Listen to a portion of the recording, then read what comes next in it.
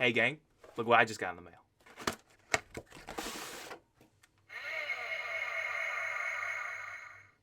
All right, so this doesn't really it don't really fit quite right, but we're making do with what we got. All right.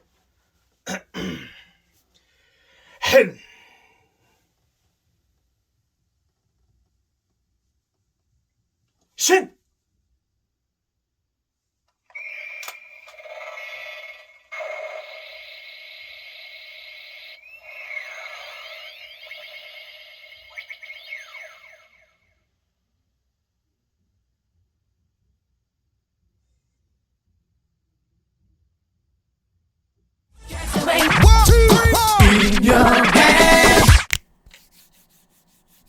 Am I a good person? I know the immediate answer would be, of course, Alsace. I wouldn't follow you on Twitter if you weren't. It's either that or you're honestly just saying, I don't know. And I kind of respect that answer a little more. I'm not even sure if my closest friends can even argue whether or not I'm a good person, to be honest. Like, they weren't around when I told my ex-girlfriend I hate her. Or that time I lied to my mom. Or whenever I forgot to clean the dust out of my apartment's lint trap. I know I'm supposed to be talking about Kamen Rider. We're getting to it. Even more than just being a good person, though. Like, am I even, like, a good version of me? Like, yeah, I read books. It's been a minute since I've held one, but shit, I read Twitter. I work out for a couple weeks, and then I normally get bored of it. And, I have a full-time job that I hate. We spend so much of our time watching these Japanese superheroes protect their morals with a strong sense of justice, but I really question if any of us even know what the fuck that even really means. I don't really love Revice as a show, but I really appreciate how the show's writer, Kinoshita, really allowed other characters in the show to really question Igi's intentions. Is he really Japan's biggest busybody, or is he just a narcissist? He spends every single day worrying about other people and making sure they feel happy and fulfilled. But does he do that out of like a strong sense of justice? Because he like truly believes that it's like morally just and what needs to be done for the greater good? Or does he just have a big brother complex? Is he helping people because it genuinely is authentically the right thing to do? Or does he do it because it makes him feel like a good person? And that question really can be asked of any Kamen Rider protagonist. Revice never really went anywhere with it, but it really began to ask a lot of the right questions. Think about it though, if you were to meet a Kamen Rider protagonist in real life, you'd probably hate them. And I mean, that's one of the most interesting secondary rider archetypes. These individuals that are like so negative and rough and gruff and, just overly annoyed with the optimistic ideal protagonist title character. I know these aren't character dynamics that are exclusive to Kamen Rider, and I also know I'm not really the first person to point this out, but this style of writing works for a reason. It's twofold. First of all, it builds like this suspense and drama, like, oh, look, these two people don't get along. Look at this edgy guy who walks around in all black and doesn't smile. Oh, I'm 14 and I'm in love with him. But secondly, it can help propel the main protagonist's ideology further if the writers allow the show to have a space where said ideology is questioned. Like, does her perspective hold water? Or are we just supposed to assume that the title Kamen Rider is right anyways because it's their show? There's no room for them to be wrong. They're the main character for a reason. Fourze from Zero-One was a really good secondary rider for a while. Not only because he was that edgy, tough guy, but mostly because he kind of had a point. Human gears are these things that exist really to take jobs from humans, and when they're not doing their jobs, they're in the streets killing innocent people. There's really no reason why we should like them.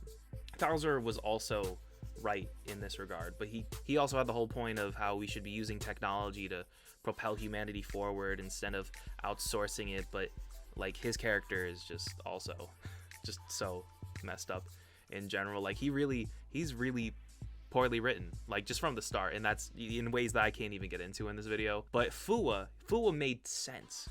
His intentions were clear. To him, human gears were bad because they killed his entire family, like everyone he loved.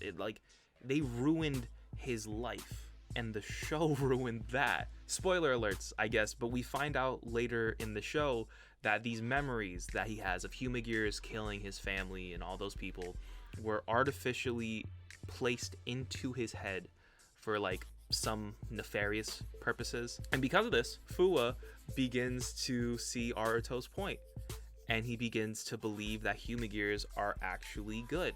And this is really where like the point where I began to actually hate Zero-One. I was on it. I was cool with it for a while, but I really began to hate the show here, because the show took the only thing that makes Fuwa an interesting character and kind of just like tosses it aside. Fuwa's development consists of, it never really happened, therefore I guess I have no reason to feel the way I feel. And the writers of the show just expect the audience to trust this assessment because Fuwa now agrees with the main character and nothing else. Even though, honestly, up to this point in the show, they've only presented us with example after example of how Humagears are just these killing machines. It's beyond tone deaf. The only reason Takahashi, the show's main writer, gives as to why we should trust this technology and this ideal is because the main writer does.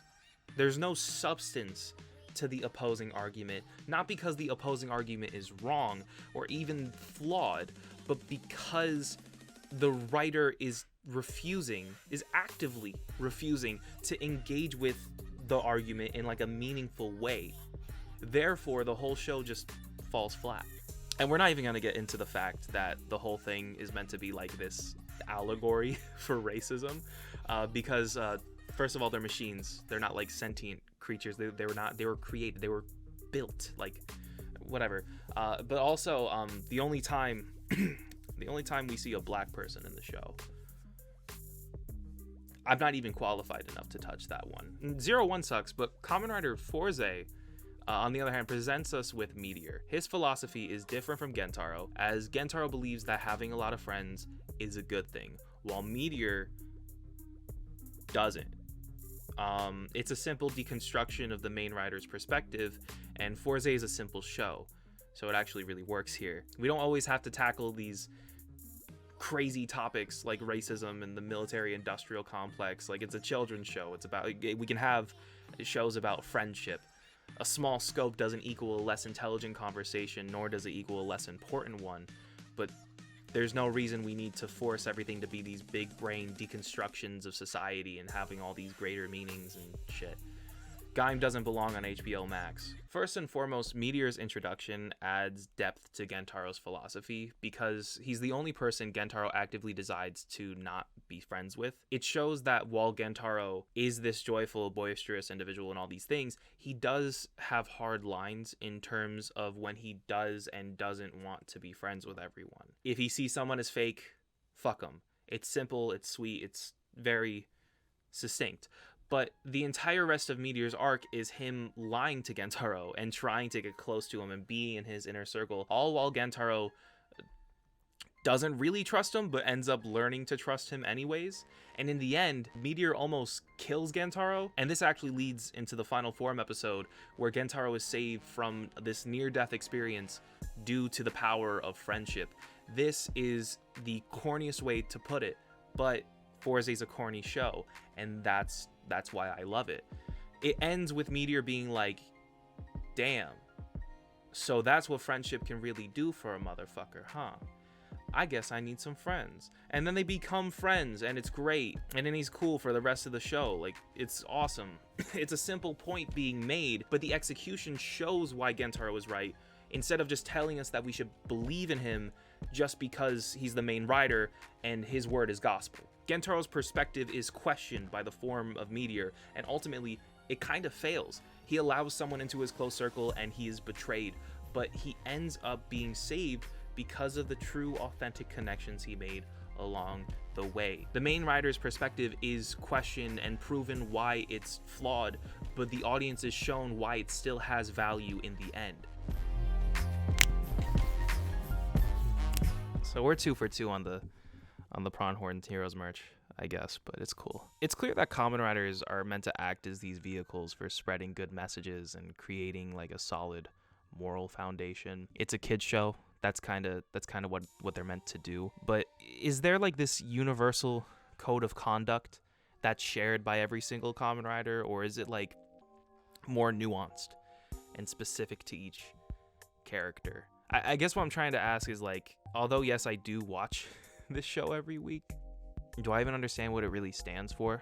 So I recently graduated from college, and for my final essay ever, I decided to write about this exact sort of topic.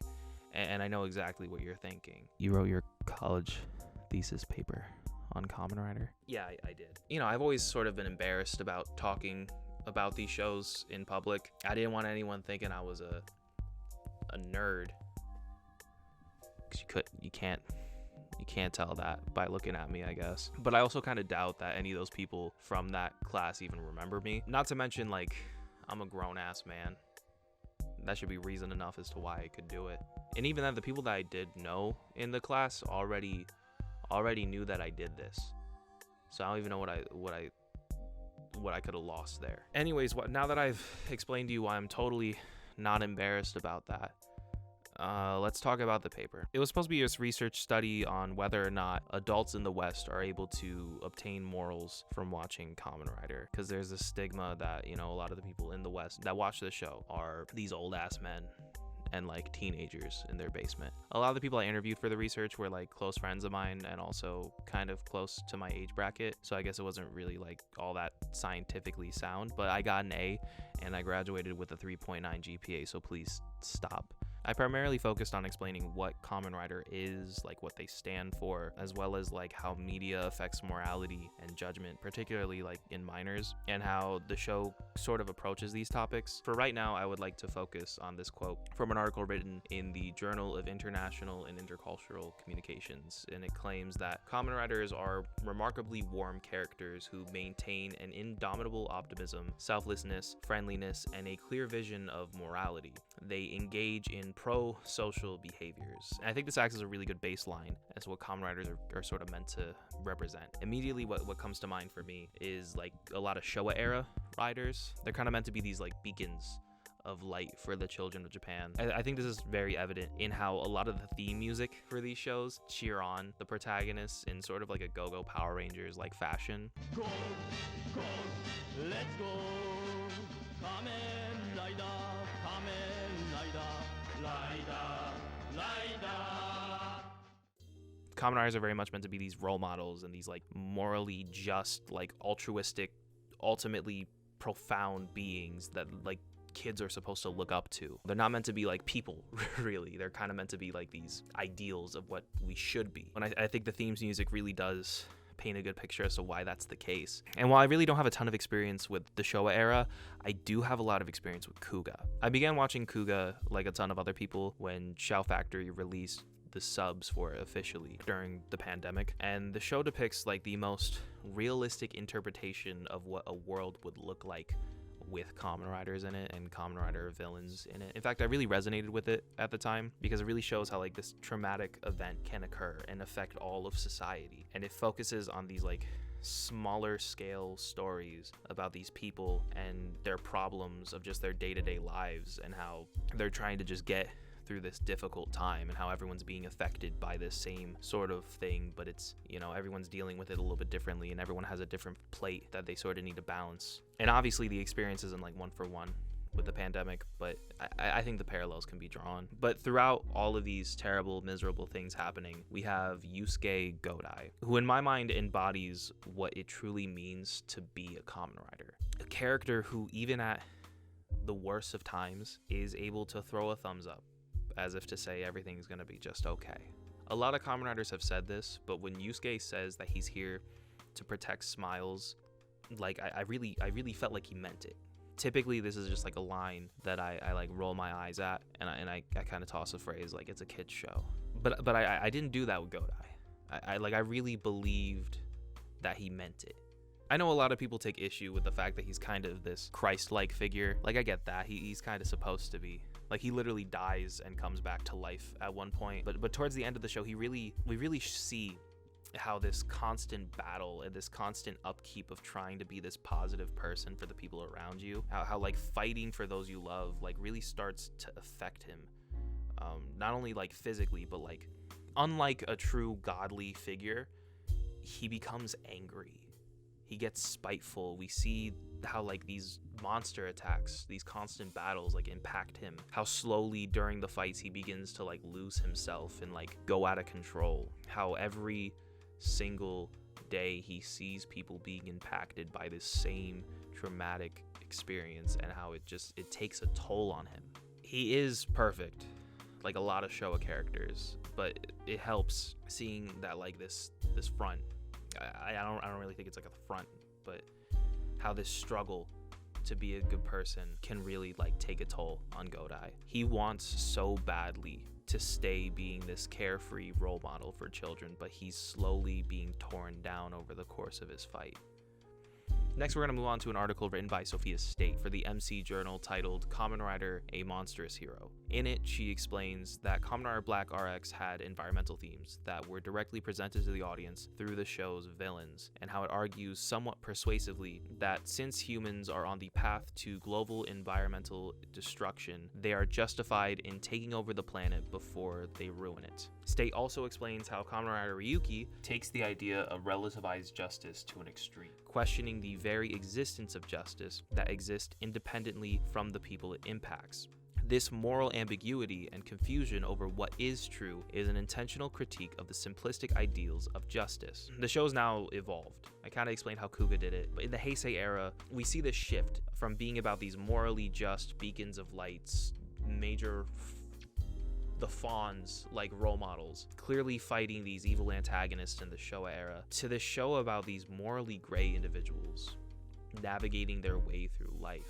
This is important because it gives room for the series to like make more of an impact on the morality of the individuals watching it, as you know, this questioning allows us to question our own morals, I guess. But the show still presents most of its conflict through the perspective of the leading protagonist, Kamen Rider Ryuki himself. But I feel like Ryuki really represents a sort of like flag, like checkpoint in terms of like the history of the series. There's this deconstruction of what it means to be a Kamen Rider here. Before, the show was really precious about who it gave the title of a Kamen Rider to.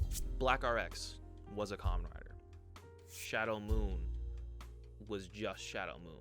Evil Kamen Riders didn't really exist in the Showa era. The idea of something like a Kronos or an Evolt or even like a Buffa really wasn't something that seemed all that possible at the time. Ryuki opened the door to anyone being able to claim that title, and it allows for there to be this deconstruction of like the concepts that like we're talking about in this really interesting way, because there are 13 riders and all of them have like a point. All of them have a different view and a different perspective on the objective reality that is around them. Even Oja, to a certain extent, someone who seems completely mindless in his actions, makes a valid point. There's no answer to these problems. And like I said, well, yes, it does try to persuade you in the way of Ryuki. It doesn't really answer these problems all that much. It just sort of leaves you with these 13 characters trying to figure it out for themselves. And an even further evolution of the show is like Black Sun. I haven't really finished it all that much, but it's this more adult version of Kamen Rider, and I think it's a great watch for even people who don't really like tokusatsu like that. It illustrates like the ideals of Kamen Rider in like the most,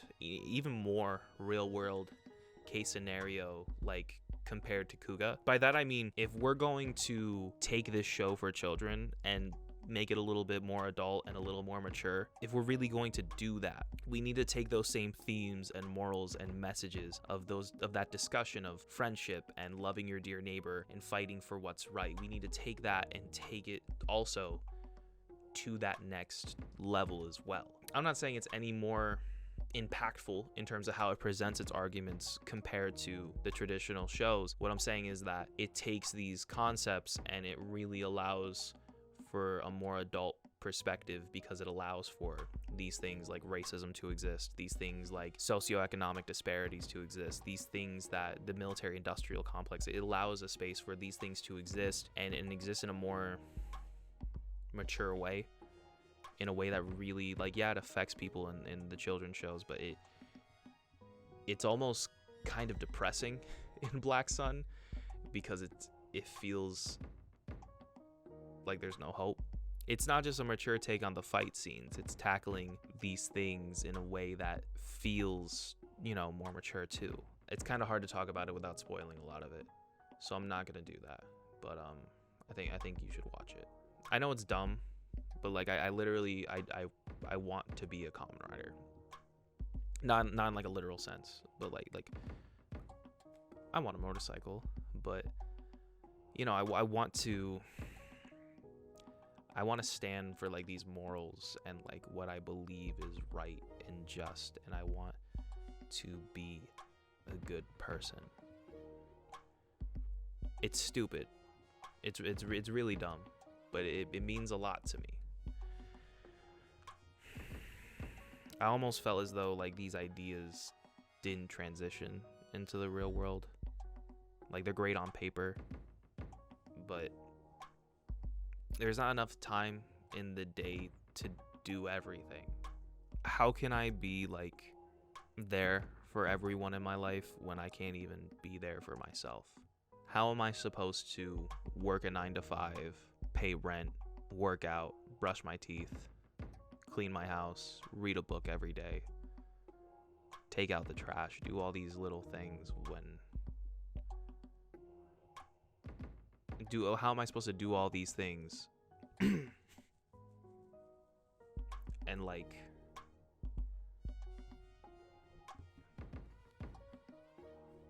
still have time to like be a good person? Like those things I guess make you a good person, right? Like doing those activities make you better and better your life, but like how, like what at the end of the day, like what do you do?